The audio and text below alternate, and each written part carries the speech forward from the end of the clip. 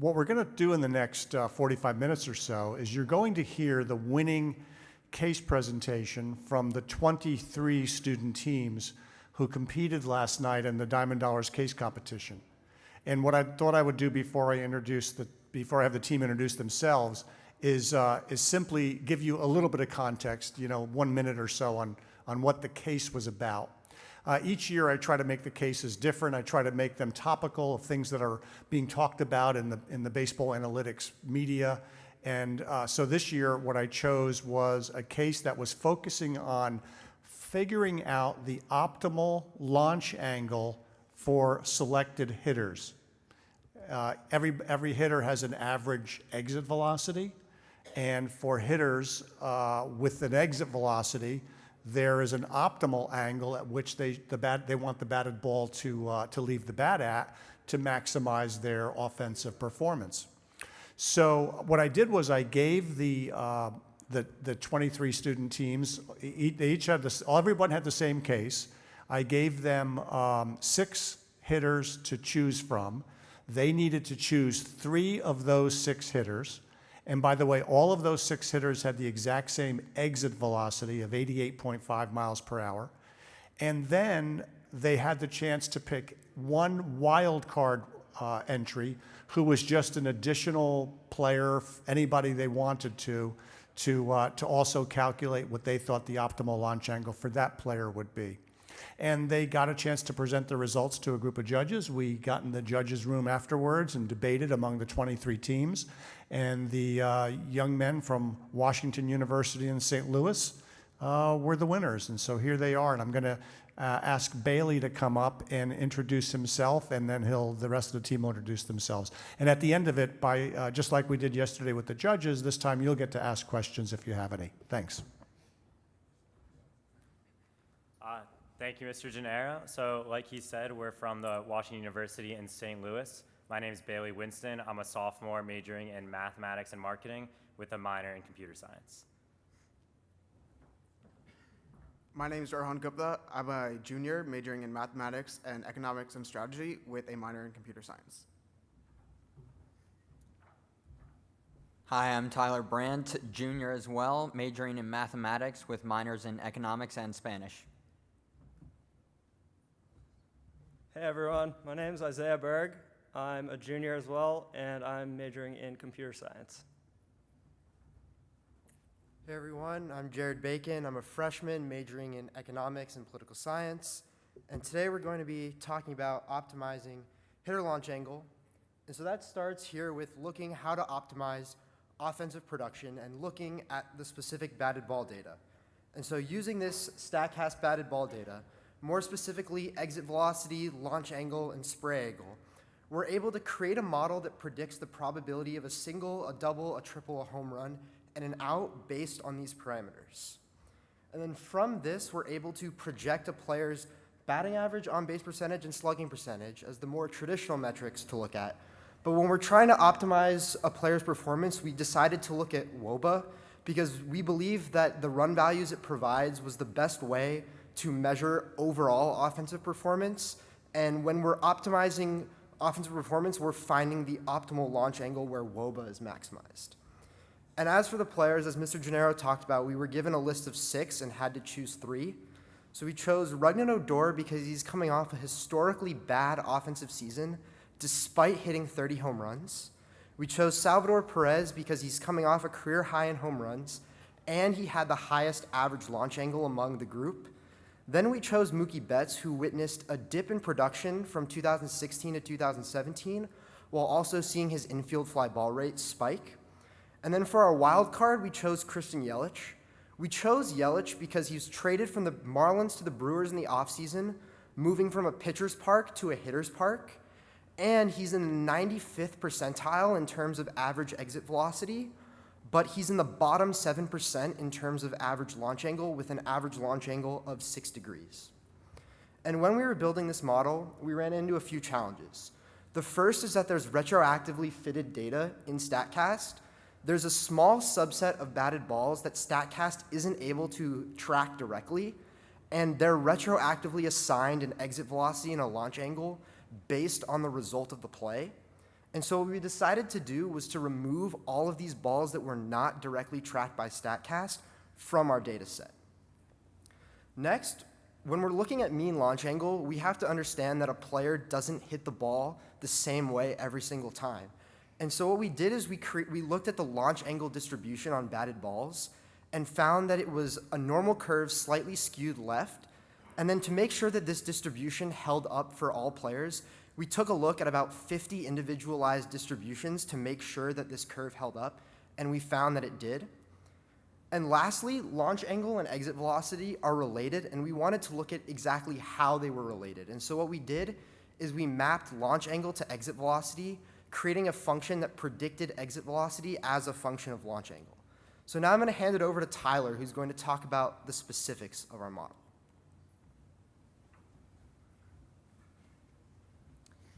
Thank you, Jarod. So as our attempt to optimize average on base slugging, and in particular weighted on base average, we decided that we wanted to come up with a way to predict what would happen on each ball in play. So I'm going to walk you through our model for predicting balls in play, and in particular discuss more of that relationship between launch angle and exit velocity and how we dealt with that for each individual player.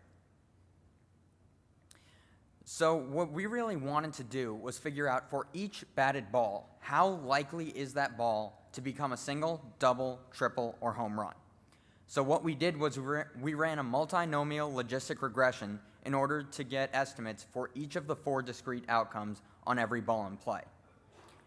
Now, the inputs for this are most of what you would expect. You have your batted ball data from StatCast, you've got the launch angle, exit velocity, and spray angle. And there's one control variable in here, which is the height of the pitch as it crosses the plate.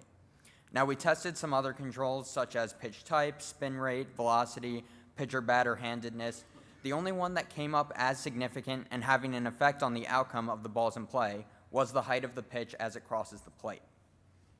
Now, as for the batted ball data, I want to note that we used interaction terms here. So it's not just the individual launch angle, exit velocity, and spray angle, but actually our model will take into account the combination of all 3 when determining what the most likely outcomes are. Additionally, we used a bucketing system here, so those variables are not continuous for us, but rather we tried to see during which ranges for each of those variables the results remained relatively constant, and thus we used a bucketing system to make the interactions work a little bit better. Now, what we essentially view this as is a more predictive version of StatCast's expected weighted on base average metric, which takes the exit velocity and launch angle combination and looks at all balls in play that were hit at that specific combination, and it gives you the actual results.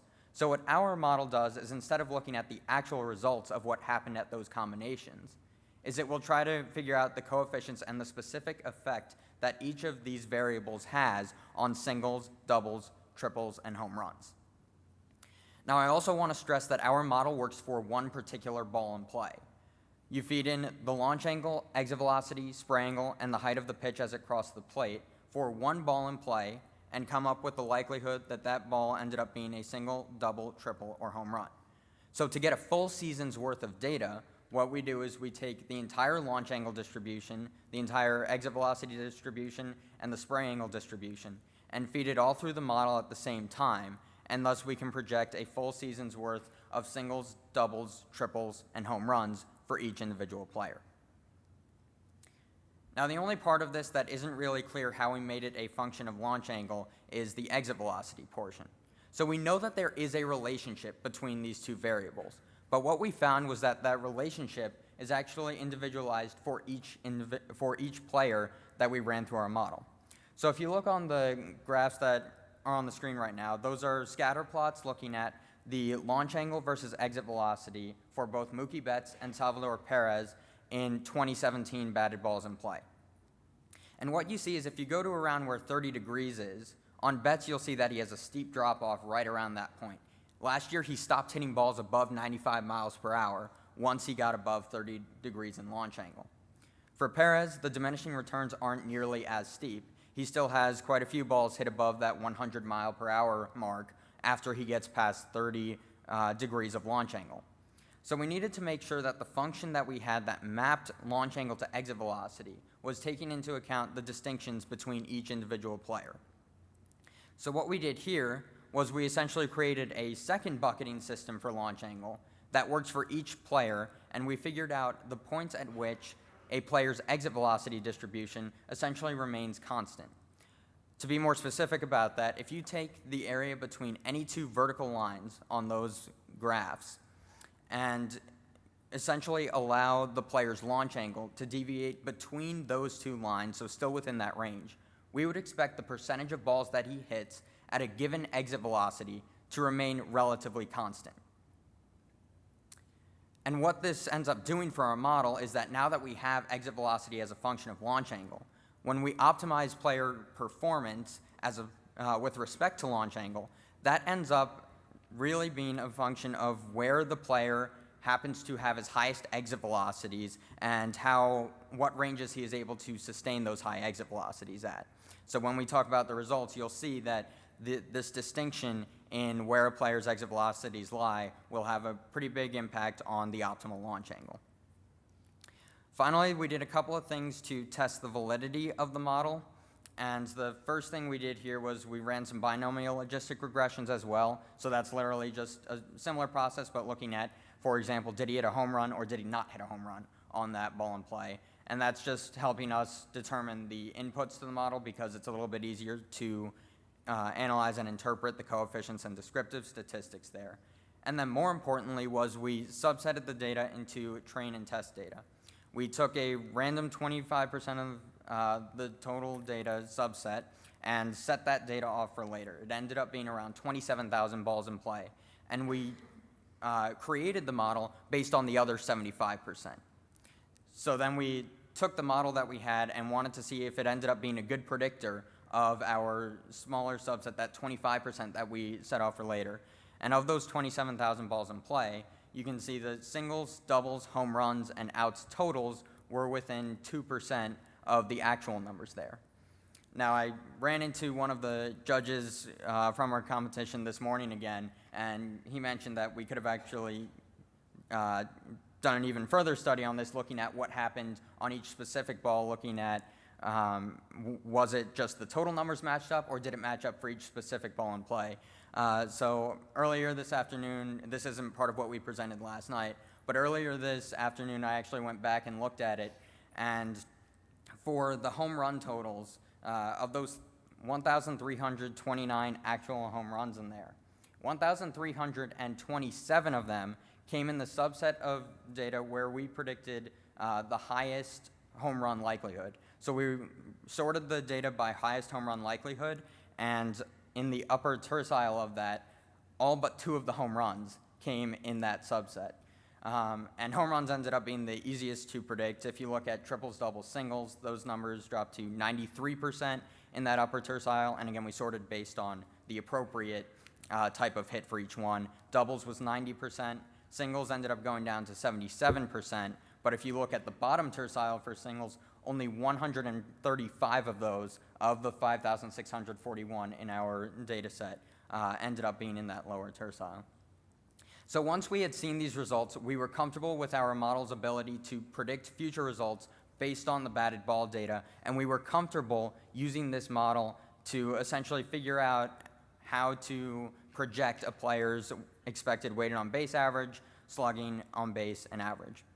So now I'm going to turn it over to Isaiah, and he's going to walk you through some of the results that we came to once we ran our data through this model.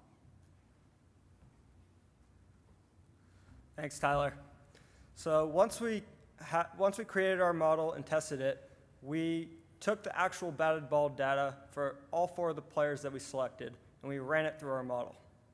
This gave us an output for each discrete outcome for each specific hitter. Once we had this data, we adjusted it to each player's individual home ballpark. Once we had that information, we had the expected number of singles, doubles, triples, home runs, and outs for each individual player. With this data, we were able to calculate each player's expected WOBA at each different mean launch angle. So this here is a graph overlaying each player's expected WOBA at each different mean launch angle.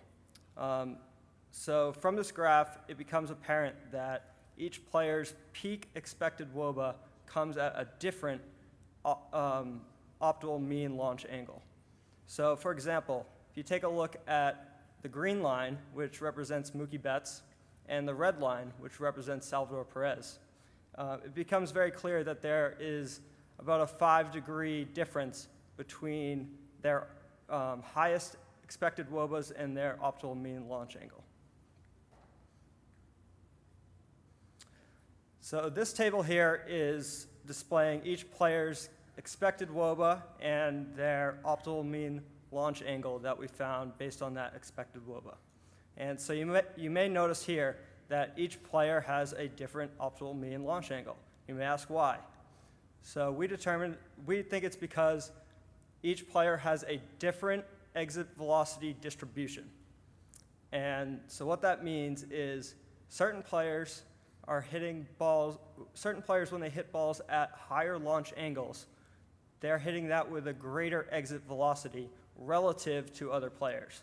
And on the contrary, when they're hitting balls at lower launch angles, some players are hitting that with a higher exit velocity relative to other players. And so that's where the fundamental difference between their optimal mean launch angle is coming from.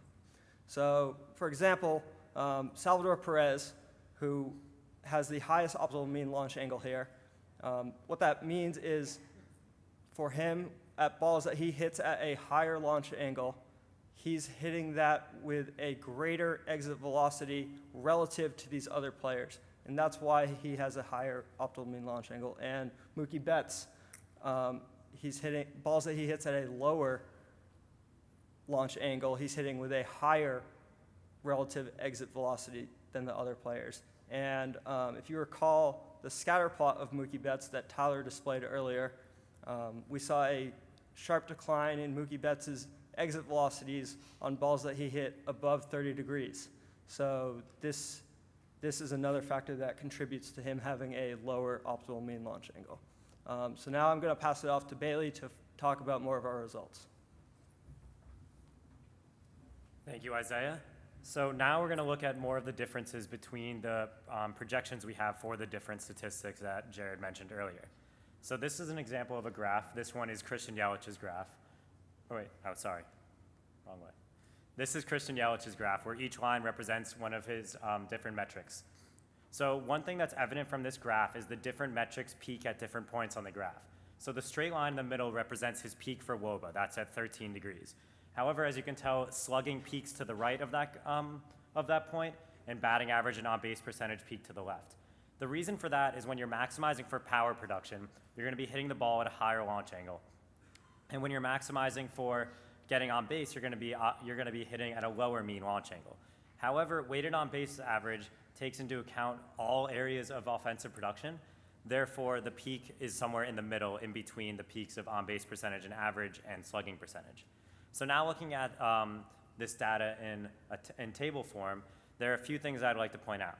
The first of which is the numbers for the 4 metrics that are not expected WOBA are not necessarily what we think those players would, are not necessarily the maximum we think those players can do in the different statistics. For example, these players all might be able to hit for higher slugging percentages than the ones listed there.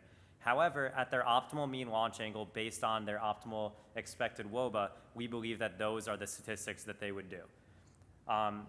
We suggest that they don't try and hit for the higher slugging percentage because it would come at the cost of the rest of their offensive performance.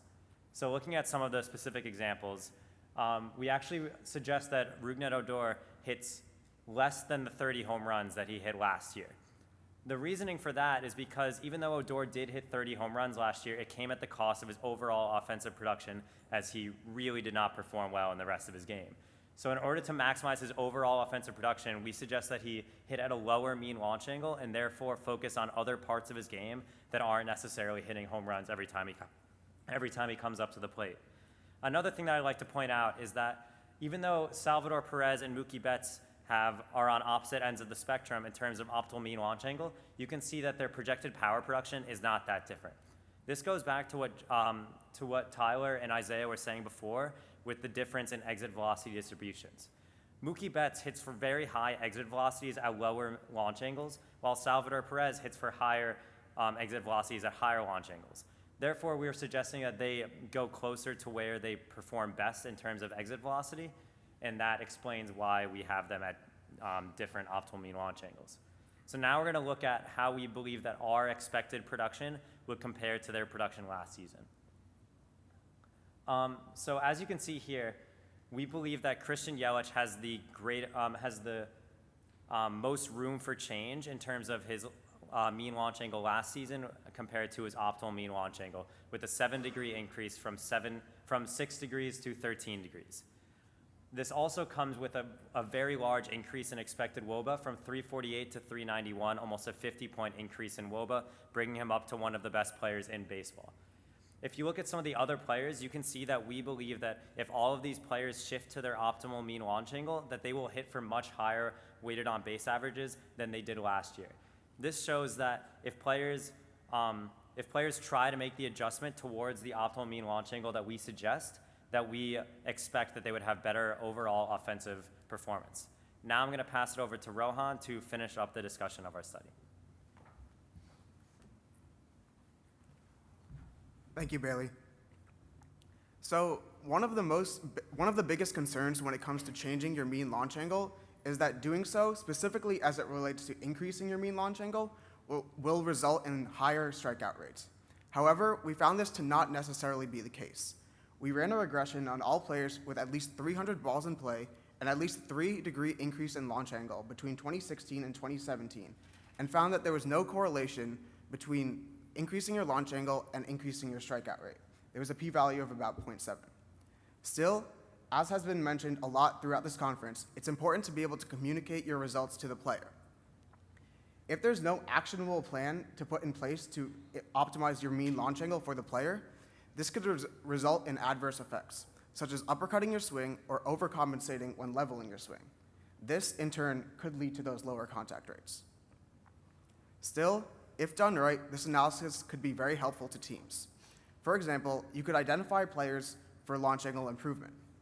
This could be on your own team, helping to step a player up and optimize their production, or it could be targeting players through free agency or trades who you could bring in at lower costs and optimize their launch angle production and improve their overall offensive production. Players like Christian Yelich, for example. Finally, if we had more time, we would individualize the launch angle distribution for each player. As Jarod mentioned, we used a skew normal curve that fit most of the 50 players that we tested.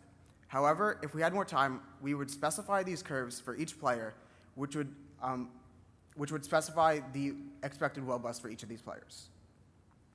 Finally, we would incorporate a speed adjustment if we had more time. As was mentioned during the StatCast presentation, there are ways to adjust expected WOBA based on your speed. For example, Salvador Perez might not be able to beat out as many ground balls as Mookie Betts or turn as many singles into doubles. So his 361 expected WOBA that we predicted might not be that high. But Betts, on the other hand, could outperform that 379 expected WOBA that we predicted. Thank you for your time, and we would love to answer any questions.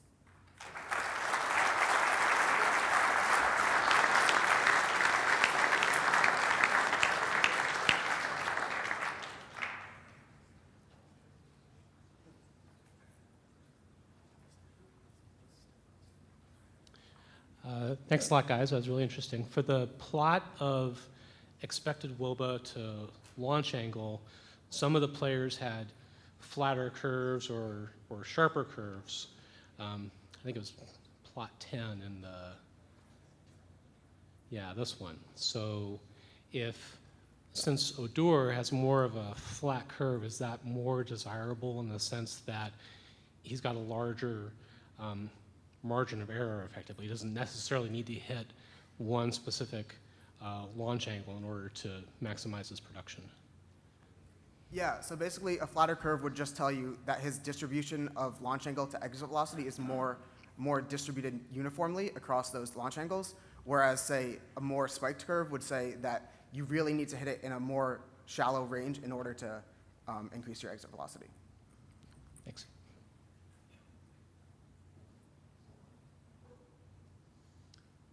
First of all, great job and congratulations. About this plot again, can you just explain how you made this plot? If I remember correctly, in your model, you binned launch angle, so I would kind of expect to see more of a binning in the plot.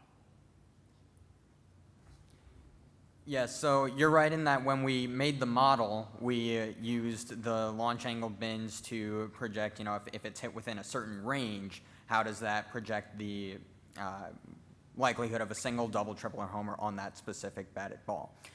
But what we did was, it goes back to using the full distribution of launch angle.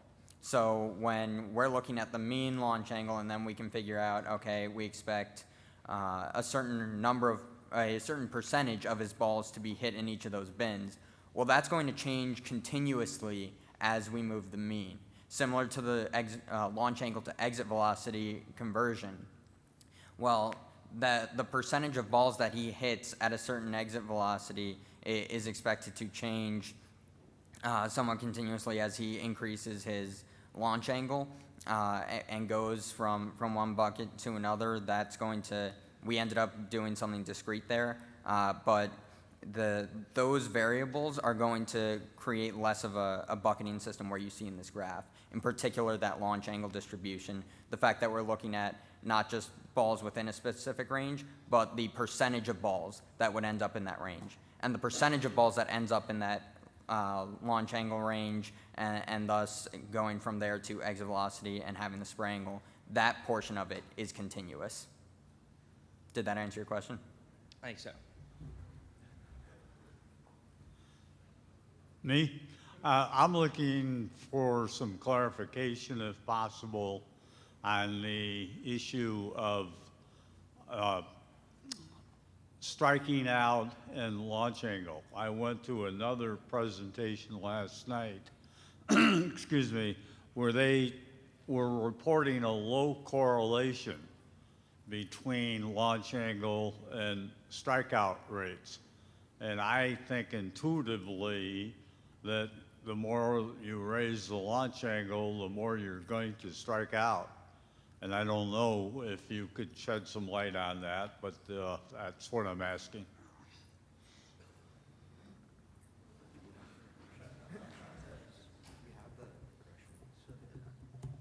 So I'm going to pull up, we actually attached in our regression output for that regression that Rohan described earlier, anticipating a similar question like this.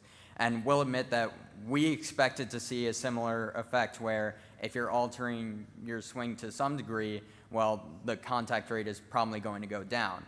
So what we did was we took the subset of players that increased their launch angle by at least 3 degrees from both 2015 to 16 and 2016 to 17. And we tested essentially how does that launch angle difference from year to year affect their contact rate from year to year. And we knew that it's possible that their strikeout rate might go up or down depending on a few variables. But what we're essentially looking at is when they swing the bat, are they able to make contact at the same rate? And so that 0.7 number for average launch, that's actually the average launch angle in 2017. And if we swap that out with the difference from 17 to 16, it's the same p-value. It's just starting it at a different spot because we have both 16 and 17 in there.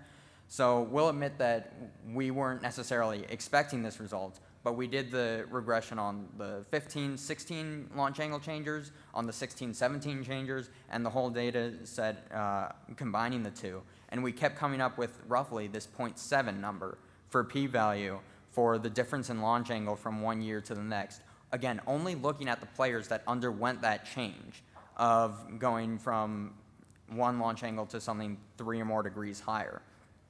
So that's how we came to this conclusion of, even though we would naturally expect if a player's altering his swing in some fashion, there's going to be an adjustment period at least where he's not making as much contact. At least for the full season, we did not find that effect when looking at these numbers. Okay, surprising. Thank you.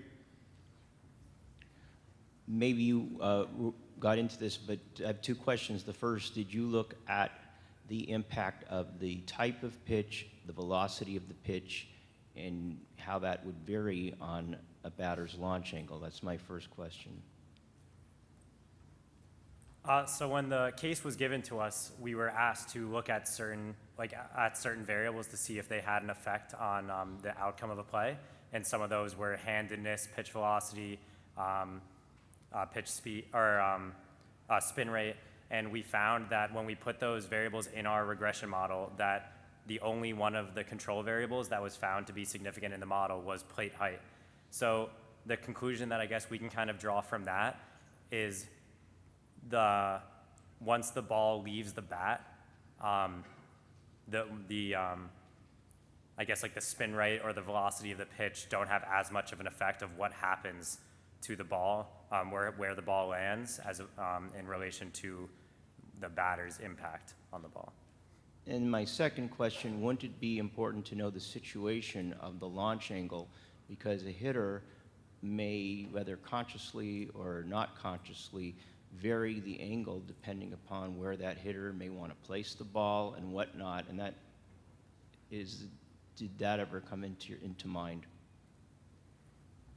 So for that, that's kind of why we looked at a distribution, because when we're looking at this data, we're not really able to tell what the intent of a player is, but we're able to look at the results of what they did do. And so in order to kind of look at that, we looked at their average launch angle, but we also looked at the distribution of their launch angle to see kind of what percentage of balls were occurring at specific launch angle buckets. But did you look at the situation when their launch angle was one versus the other, whether there were men on base, no men on base, runners at second and third? Could that have a determination on where? We did not look at that context. What we essentially did is we treated all batted balls equally in our model. Okay, congratulations. Thank you. Thank you.